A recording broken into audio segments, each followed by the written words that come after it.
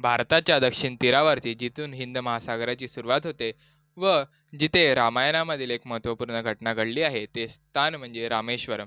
तर नमस्कार मित्रांनो, 12 सोमवार 12 ज्योतिर्लिंग ह्या आपल्या सिरीजमध्ये तुमच्या सर्वांचे पुन्हा एकदा स्वागत आहे. व आपला आता ज्योतिर्लिंग आहे तो म्हणजे रामेश्वरम ज्योतिर्लिंग. तर मित्रांनो, ह्या ज्योतिर्लिंगाची कथा आपल्याला अशी कळून येते की जेव्हा श्रीराम रावणाशी युद्ध करण्याकरिता लंकेत जाणार होते, त्याच वेळेस त्यांना त्या युद्धामध्ये विजय मिळावा म्हणून त्यांनी महादेवाची आराधना केली व त्या आराधनेहून प्रसन्न होऊन महादेव तिथे प्रकट झाले व त्यांनी श्रीरामांना विजय होण्याचा आशीर्वाद दिला व ते तिथेच एका ज्योतिर्लिंगाच्या स्वरूपामध्ये स्थित झाले. श्रीरामांना तिथे एक भव्य शिवलिंग स्थापित करायचे होते, जे आणण्याकरिता त्यांनी हनुमानाला काशी येथे पाठवले, परंतु काही कारणास्तव हनुमानाला पुन्हा येण्याकरिता विलंब झाला व तेव्हा श्रीरामांनी एका वाळूचे शिवलिंग बनवले व ते तिथे स्थापित केले.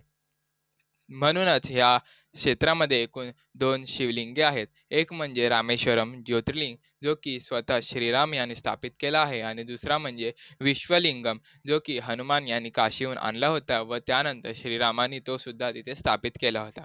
त्याचबरोबर ह्या मंदिराचे वैशिष्ट्य जर आपण पाहिले तर ह्या मंदिराच्या गाभाऱ्यामध्ये प्रवेश करण्याकरिता आपल्याला एका कॉरिडॉरमधून प्रवास करावा लागतो, जो की 100 मीटरच्या लांबीचा आहे. त्याचबरोबर या मंदिराच्या क्षेत्रामध्ये एकूण 22 तीर्थकुंड आहेत, ज्यामध्ये स्नान केल्याने मोक्षप्राप्ती होते असे म्हटले जाते.